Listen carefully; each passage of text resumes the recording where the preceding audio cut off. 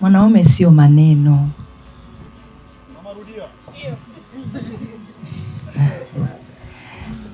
Nasema mwanaume sio maneno. Mwanaume lazima ujionyeshe kwamba wewe ni mwanaume, uonyeshe wanaume wako.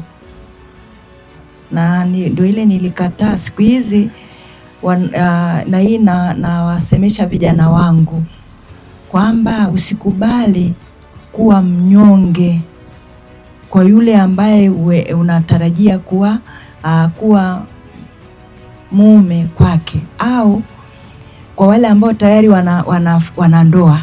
Hapa usikubali kuwa mnyonge. Ndio maana mwanaume anatakiwa apambane. Mungu alitangulia kumuumba, akaumba mtu mume kwanza, kichwa.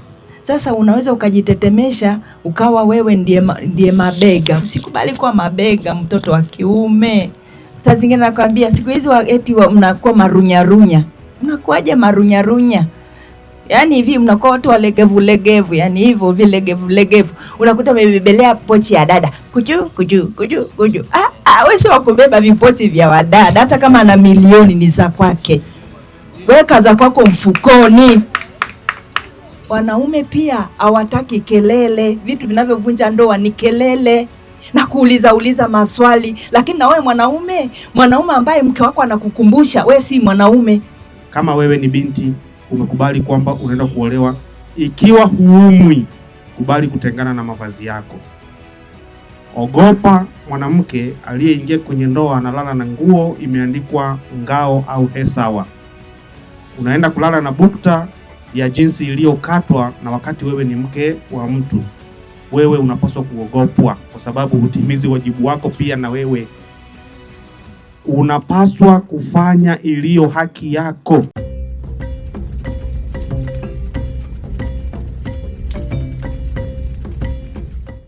Tutapata muda ambao tutauliza maswali hapa, na nitatamani Mama Jo na yeye atuambie kulingana na haya ambayo yamekuwa yanazungumzwa hapa, na atuambie kidogo kwa ufupi anahisi nini kinatakiwa kifanyike, hasa kwa upande wenu nyinyi wanawake. Mwanamume ambaye anafaa kuwa mume ni mwanaume wa aina gani, au nini afanye ili sasa tuweze kuwa na maisha ya ndoa, ndoa isivunjike, ndoa iendelee kuwepo, ama hayo mahusiano yaendelee kudumu. Kama ni mchumba, tuingie sasa kwenye maisha mengine ya ndoa. Karibu. Asante sana. Mwanaume ambaye anafaa kuwa baba wa familia. Mwanaume sio maneno.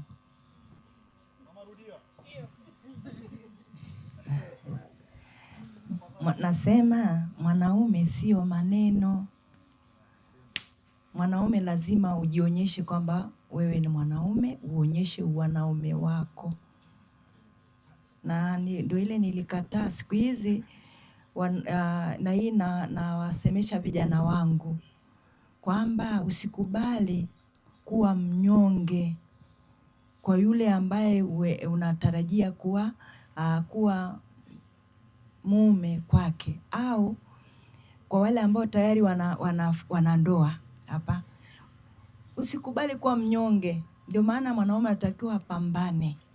Mungu alitangulia kumuumba, akaumba mtu mume kwanza, kichwa. Sasa unaweza ukajitetemesha ukawa wewe ndiye mabega. Usikubali kuwa mabega, mtoto wa kiume. Lazima uwe kichwa. Sasa siku hizi wadada, sisi wanawake ni waerevu kweli. Sisi ni waerevu. Alafu hakunaga mwanamke mdogo wewe.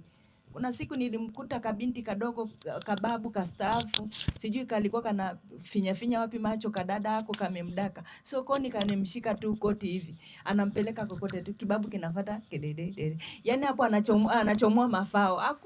Hakunaga mwanamke mdogo. Sasa niwape taarifa nyinyi wakaka. Kwa hiyo uwe na akili.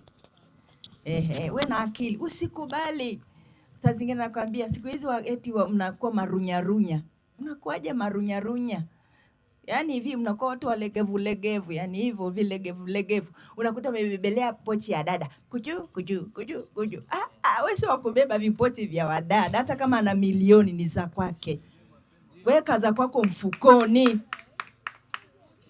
Anakuja anakaa hapa nakwambia, "Niletee maji ya kunywa." Anasema, "Baby, niletee maji ya kunywa." Alafu nao naenda kuju unaleta maji na glasi. Wewe ndio wakuletewa maji ya kunywa. Wasichana wangu mnanisikia Na ninyi mnategemea kuwa wamama wazuri. Hiyo nairudia, yani nitairudia popote hiyo kabisa, na ninawaambia vijana wangu. Alafu hata siku ya harusi naonaga siku hizi mnashuka nyie wa kiume. Msiige huko ndio magharibi au wapi huko kwa wenzetu huko. Wale ndio wanalipa mahari. Wewe unalipa mahari alafu unapiga magoti ya wapi hiyo? Inatoka nchi gani hiyo? Napiga magoti tena mbele ya mkutano. Niwaambie ulimwengu wa roho hauna utani. Umepiga magoti utapiga siku zote. Si umepiga mbele ya mkutano? Utapiga siku zote. Hiyo tuachane nayo. Nataka nikwambie hivi, kijana, fanya kazi. Sawa? Usitegemee kwamba unaoa tutakusaidia harusi lakini hatutakusaidia maisha. Tutakuchangia mchango wa harusi lakini hatutakuchangia nini? Maisha. Jionyeshe kwamba ni mbabe. Mwanaume akitoka jioni anakuja na kamfuko. Utupie huko hata vindizi viwili. Unakuja tu kila siku hivi. Jiandae sawa kwenda kuwa baba. Sasa hivi wewe uko peke yako. Panga maisha. Tunza hela yako shilingi. Acha kula vichipsi. Tunza hela. Kesho inakusubiri inawaka kama taa. Alafu kuna vijana siku hizi anategemea mama yake amtunzie mtoto. Mimi situnzi. Kila mtu apambane na hali yake. Nimekutunza inatosha. Pambana na we mtoto wako anyonye upendo kwako. Kasa we kama baba, oa mtu ambaye utaona atalea watoto wako. Alee nini? Watoto wako. Kwa hiyo una kazi ya kutafuta chema. Usioe hisia. Ukioa mwenye manyonyo, kuna siku mapapai yanadondoka. Yanakati. Sasa hiyo imeisha. Inakuwa sasa imeisha. Ukasema nini? Siku nyingine miguu ilikuwa imenyoka, anavyoendelea na maisha mmoja unaendelea kwenda kushoto. Kawaida. Upendo utakuepo. Oa matendo yake. Oa vile vipaji vyake. Sawa unahisia kweli lakini vipaji ana vitu vyake Mungu alimpa. Nirudi kuna kitu ndugu hapa alisema. Wanaume pia hawataki kelele. Vitu vinavyovunja ndoa ni kelele. Na kuuliza maswali. Lakini na wewe mwanaume ambaye mke wako anakukumbusha, wewe si mwanaume. Baba nani ulete soda au ulete mafuta ya kupikia sukari imeisha. Ujui?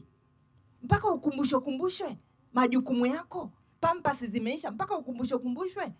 Ujui wajibu wako. Wajibika. Mwanaume shughuli. Na we mwanamke lazima uonyeshe na we. Zamani mimi nimekwenda kwa mume nikiwa na vitu vyangu nilivyotumikia. Nilishona vitambaa kwa mkono wangu. Siku hizi ni kuchati tu na kuomba. Baba naomba nitumie shilingi 5,000. Utabaki hivyo hivyo. Mimi ninavyo pale nyumbani. Hata siku moja ya jioni ya zamani nitakuja navyo vitu hivyo hapa. Ninavyo mpaka leo nimetunza. Lakini nilishona vitambaa kwa mikono. Nikiwa na imani, huyu mwanaume atakuwa na kiti, hata kama ni kile cha miguu 4. Lakini nitatandika hapo. Natamani kama kuna maswali. Nitaomba kama kuna maswali, tukaribishe maswali. Nani atakuwa naanza kutupatia swali kwa wageni wetu? Maswali. Mimi natamani niulize pia. Kumekuwa na changamoto kubwa sana juu ya suala la ndoa. Kulingana, unaweza ukakuta msichana amependa mwanaume ambaye anaweza akawa ni wa dini tofauti. Maana sasa hivi tukiongelea mila tumeiweka mbali sana. Yaani sasa hivi mila sio tatizo kubwa sana kama ilivyokuwa zamani. Kwa hiyo dini imekuja kuwa sasa changamoto. Ni kweli mimi nimempenda kijana ambaye ni wa Kiislamu. Na nikiangalia tumekuwa na malengo, tumekuwa na mipango na bado nimempenda. Yaani mimi hisia zangu kwake hazipimiki. Hiyo inakaaje dini ikiwa kama changamoto? Nilikuwa na swali moja ambalo kwa natamani kufahamu. Kipindi cha zamani kulikuwa hakuna uhuru kweli, lakini moja ya ndoa ambazo tunazishuhudia mara nyingi ambazo ziko imara ni zile ambazo zilikuwa hazina uhuru. Na sasa hivi hizi ambazo tuko tuna uhuru wa kutosha wa kuchagua kihisia na kuangalia na kupanga vitu vingi, ndio zimekuwa za kwanza kuvunjika kile itwapo leo. Sasa tunahitaji kujua kwamba ni namna gani ambavyo tunaweza tukakaa ama tukaelewa namna ya kuweza kuishi, hata kama kweli tunakuwa tunaishi katika uhuru, na wakati mwingine Biblia yenyewe inasema pasipo watu wanaangamia, yani pasipo kuna sheria wakati wengine tunaangamia. Sasa tutumie namna gani ambavyo inawezekana tusaidia ili ndoa zetu ziwe zinavunjika kama zamani ambavyo watu wakopoa na uhuru lakini bado ndoa zao zinadumu, kuliko sisi ambao tuna uhuru wa kuchagua tunachokihitaji lakini bado ndoa zinavunjika. Tufanye njia gani sisi kama vijana ambao tunatarajia kwenda kwenye hiyo issue? Naona mkono pale pia. Asante. Ni na swali moja hapo. Tunaona hata kwenye Biblia, nimesahau kitabu lakini imeandika kwamba oaneni nie kwa nini uoe kwenye ile jamii yako. Lakini ni hapo amesema kwamba kwa kwenye jamii, yani ile jamii mfano kama Masai kumwoa Masai mwenzake, si huyu kutoka hapa kwenda sio issue. Lakini je, kuna umuhimu gani wa sisi vijana wa sasa hivi kuoa katika zile jamii zetu ambao tumeshazizoea kwamba huyu ni Masai basi amchukue Masai mwenzake? Kwa sababu gani? Tayari wanajua mila zao wenyewe kuliko kutoka Masai akaenda kuoa labda Mchaga. Sawa. Juma, naomba sogea sehemu ambayo kamera inaweza ikakuona. Asante. Mimi na swali langu moja. Next season iliyopita tulishauriwa kwamba wanaume tusionjeonje wanawake, lakini hapa kuhusu kutafuta mke nimesikia kitu fulani hapa kwamba unasema usimuone tu mwanamke ukambeba, inatakiwa ukae naye kwanza umzoee. Sasa muda gani wewe wa kumzoea? Na kwenye kumzoea hapo matendo yake tunaruhusiwa kumuonja au? Asante. Kijana anataka kujua sasa. Asante sana. Swali zuri sana. Kwanza, masuala ya hisia yanategemea muhusika. Kuna mtu anaweza kukushirikisha hisia yake ukamwona huyu ni mtoto, ana hisia za kitoto, si ndio? Hata kijana akienda kwa binti, kwa msichana, akamweleza hisia zake, wewe hivi umenionaje, si ndio? Yaani hizo zimeshatambulika kwamba ni hisia za kitoto, kwamba hazina soko, hazina mantiki yote ya kueleza. Kwa hiyo unaachwa tu. Lakini hisia namba 2 ni hisia ya tamaa. Unasukumwa na hisia za tamaa, na hisia hizo za tamaa zinakucontrol wewe, yaani zinakuendesha wewe. Kwa hiyo utakutana na changamoto za maswali na nini, utashindwa kwa sababu unasukumwa na tamaa au mihemko. Kwa hiyo hizo zinajulikana kabisa kwamba hizi hisia za tamaa, hizi za kitoto. Kwa hiyo unaachwa tu. Lakini hisia za komavu ni zile ambazo zina mashiko. Yaani ukizungumza na binti anakuelewa. Binti hata kama hata kueleza, lakini moyoni amekusoma. Si kweli huyu anamaanisha huyu. Hata nikimwangalia umri wake, hali yake, akili yake, huyu anamaanisha huyu. Ngoja nimpe mtihani. Unaona? Kwa hiyo ukishinda ule mtihani, basi hisia zako ni komavu, za kiutu uzima, zinakubalika. Kwa niseme kwamba hisia muhimu ni ile ya kiutu uzima, ile iliyokomaa. Asante. Kuna swali lingine limeenda kwa Mama Jo kwamba tunavukaje kikwazo cha dini katika kuelekea ndoa? Ukitaka kupata changamoto katika maisha yako yote, ingia kwenye mahusiano na mtu mwenye imani tofauti na wewe. Inaweza isiwe shida kwako wewe mme au mke, lakini kwa watoto ikawa ni taabu. Unaweza ukaolewa na mtu mwenye imani tofauti na wewe, akakupa kibali cha kwenda kanisani au kwenda msikitini, na wewe akawa anaenda msikitini au akawa anakwenda kanisani, mkao mnatofautiana hizo imani. Wewe unaenda Jumapili, huyu mwingine anaenda Ijumaa, mwingine anaenda Jumapili, mwingine anaenda Jumamosi, si ndio? Lakini hebu kesho watoto mtakapokuwa mnakaa na watoto wenu sasa, mnawafundisha kwenda wapi? Mtawataka waende Ijumaa, waende Jumamosi au waende Jumapili? Mpaka huyu mtoto aje afikie hatua ya utu uzima, aamue yeye mwenyewe kwamba sasa mimi usahihi au ukweli ambao nimeugundua kuhusu Mungu ni huu. Yumkini mkawa mmewatangisha sana hawa watoto. Sasa hapo umempata mtu ambaye ni mstaarabu. Je, ukampata ambaye ustaarabu kwake ni zero? Yeye alikuwa anadaiwa max kwenye somo la ustaarabu, na kwa kuwa ana imani tofauti na ya kwako, unafikiri hiyo ndoa itakuwaje? Kwa hiyo ndoa sahihi ni ndoa ambayo utafungishwa au utafungamana na mtu mwenye imani ya kwako. Mtu mwenye imani ya kwako ndiye mtakayeana naye, na ndio maelekezo ya Biblia. Hapana mahusiano kati ya giza na nuru. Kidogo brother hapo. Pia kwenye Biblia tunaambiwa kwamba mtu ambaye hasaidii ndugu zake ni mbaya kuliko asiyeamini. Yes.